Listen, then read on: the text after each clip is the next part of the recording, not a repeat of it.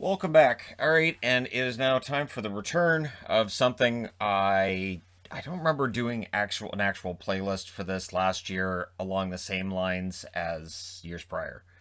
But we had a 56 game season. Certain teams are done their 56 game season already. Some still have some games left, but we know who aren't making the playoffs right now. So I can start this series now.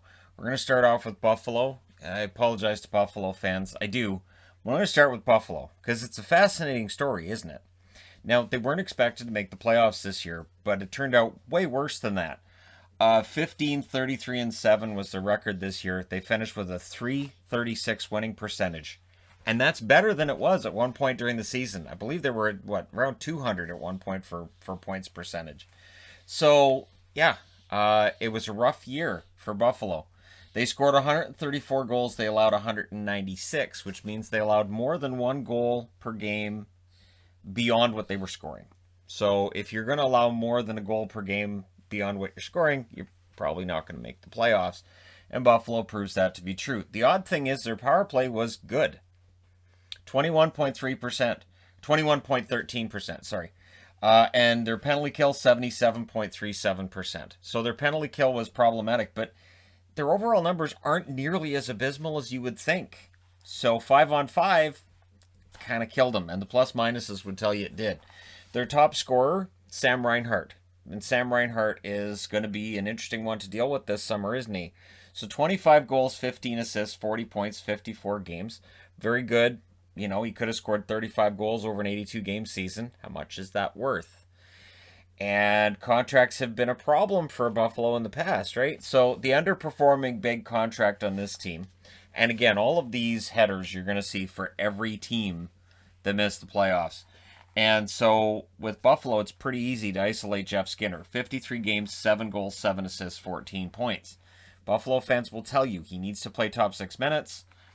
Coaches don't seem to think that he's playing well enough to get those top 6 minutes. So that's the problem in Buffalo. And with that contract, I don't think it's going anywhere unless they're willing to give up multiple first-round draft picks for somebody to take that off their hands. Top goaltender, Linus Ullmark, 9-6-3, 917 save percentage, 2.63 goals against average. His goals against and his save percentage are much better than almost every other goalie that played. Michael Hauser was an interesting story, but very small sample size. So odds are teams probably didn't have a book on Hauser. They're pending UFAs. Toby Reeder. He played well this year. I think he probably moves on. Somebody will pick up Toby Reeder. He can play fourth line minutes. Canucks aren't going to give him $3 million a year, are they? But he's a good penalty killer, and he can score you shorthanded goals. Drake Caggiula, who was picked up on waivers, he's UFA after this year.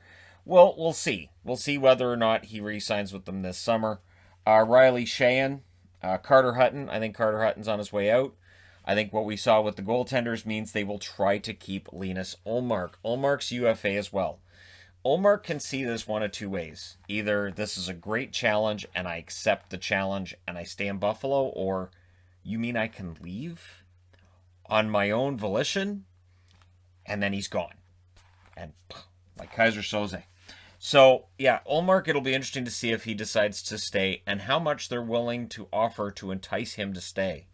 Again, Buffalo's had issues with contracts before. And so for new general manager Kevin Adams, this is where the rubber meets the road.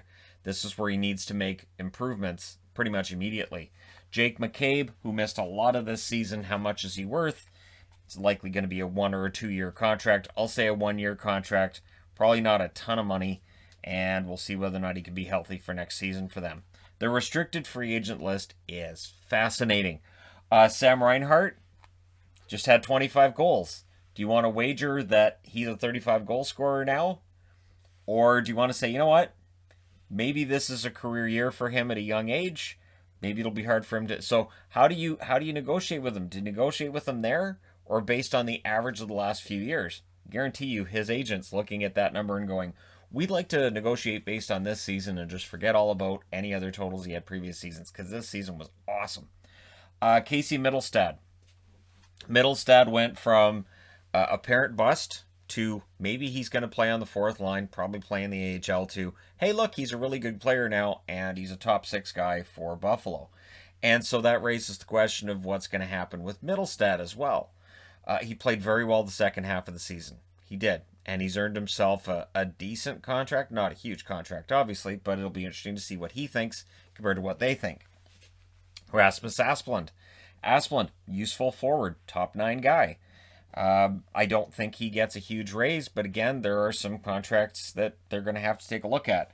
Rasmus Dahlin. Dahlin had a miserable time of it during that huge losing streak Buffalo had.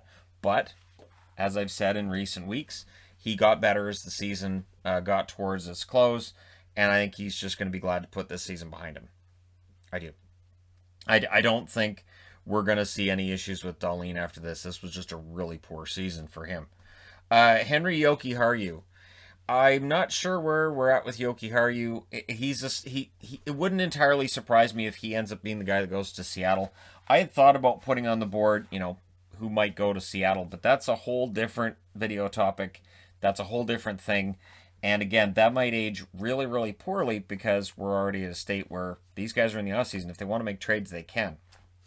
So we'll see where Jokiharju fits in next season if he comes back to play with Buffalo. The key injuries from this year, and I picked 3. Jack Eichel is the huge one. The interesting thing is, Eichel gets hurt, not having a great season. They had first denied he was injured, denied he was playing through an injury, and then they went, well, yeah, he's injured, but it's probably no big deal. And then the next thing you know, he's not coming back. So Eichel is the big question mark. And the other thing is, does Reinhart have the second half that he did if Eichel's in the lineup? I would argue probably not.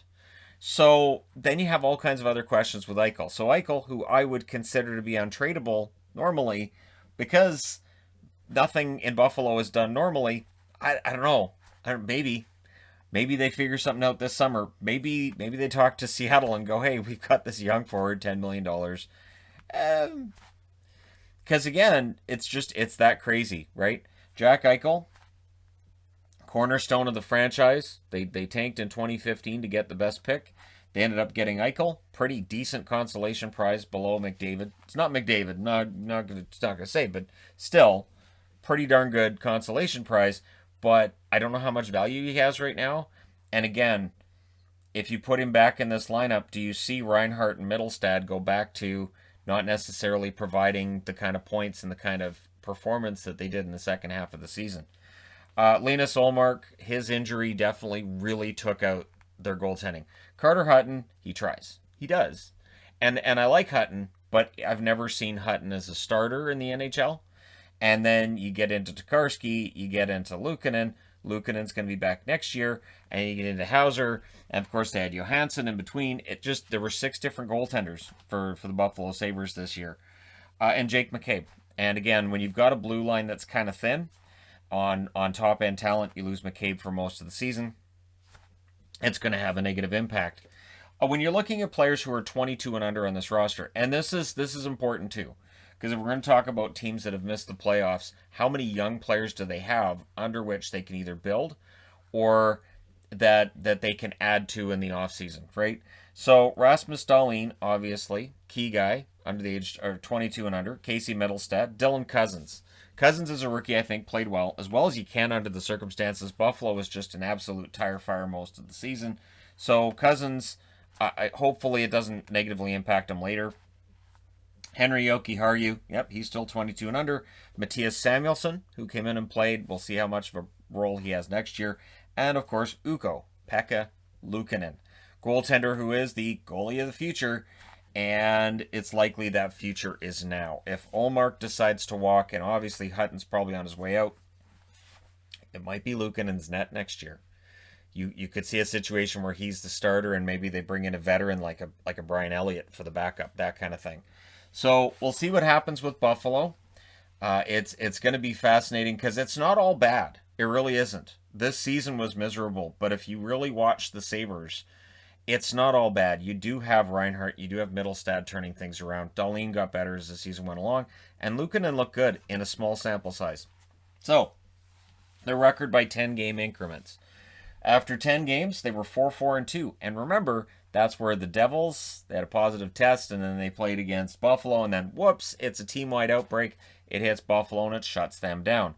And Buffalo had a really hard time coming out of that. They were 6-11-3 after 20 games, 6-20-4 after 30 games, 9-25-6 after 40 games, 13-30-7 after 50. So they finally started getting some wins here, and then to end the season, they're 15-34-7. So they went a nice long time without wins, tying an NHL record for winless streak. But you know, it was just that kind of season for Buffalo.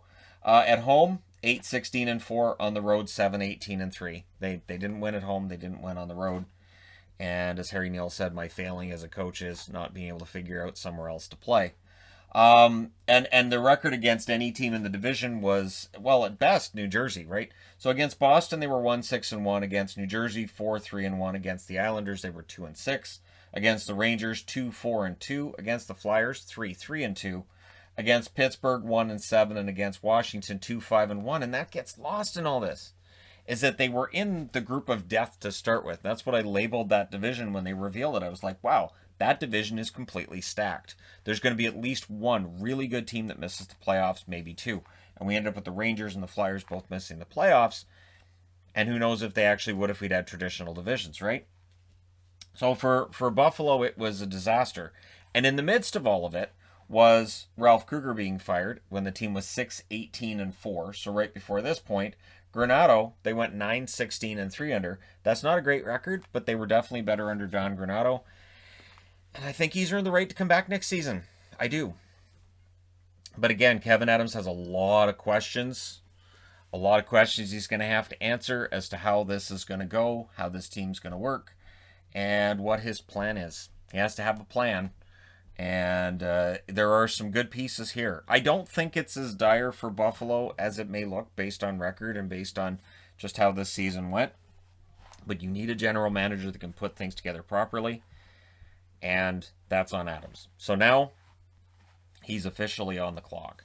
The way he came in and the way this season unfolded, I can't put any of it at his feet. I just can't. But from here going forward, we will be keeping a keen eye on how things go. All right. Let me know your thoughts in the comment section below, as always. Don't forget to hit like and subscribe. If you're browsing your way through, you just happened upon this video. Thank you guys so much for watching, for all your support. I will talk to you again soon.